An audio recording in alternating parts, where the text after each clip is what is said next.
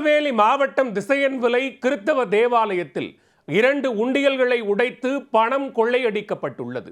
சிசிடிவியில் சிக்கிய திருடன் நிஜத்தில் சிக்குவாரா?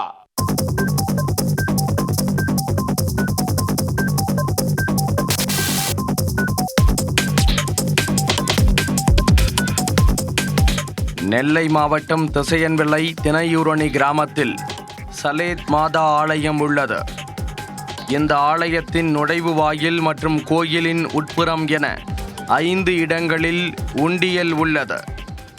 இதில் சாலையை ஒட்டியுள்ள ஒரு உண்டியலில் கிராம மக்கள் மட்டுமல்லாமல் சாலையில் செல்லக்கூடிய வாகன ஓட்டிகளும் காணிக்கை அளித்து செல்வது வழக்கம்.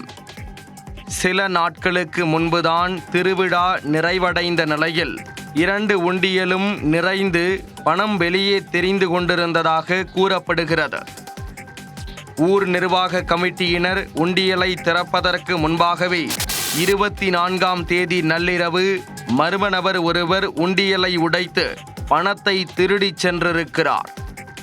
சாவகாசமாக முகமூடி அணிந்து வந்து கம்பிகளை வைத்து உடைத்து உண்டியலில் இருந்த பணத்தை திருடி கைவரிசை காட்டியிருப்பது அங்கிருந்த சிசிடிவி காட்சிகளில் பதிவாகியுள்ளது.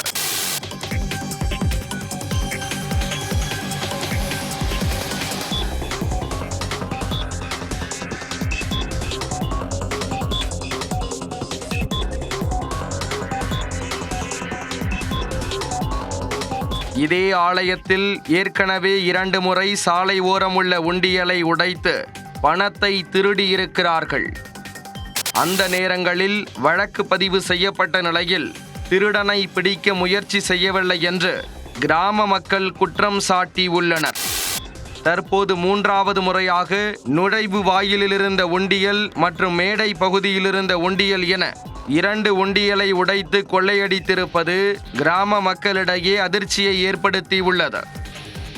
உண்டியல் பணம் திருட்டு குறித்து வடக்கு விஜயநாராயணம் காவல் நிலையத்தில் ஆலய நிர்வாகிகள் புகார் அளித்துள்ளனர்.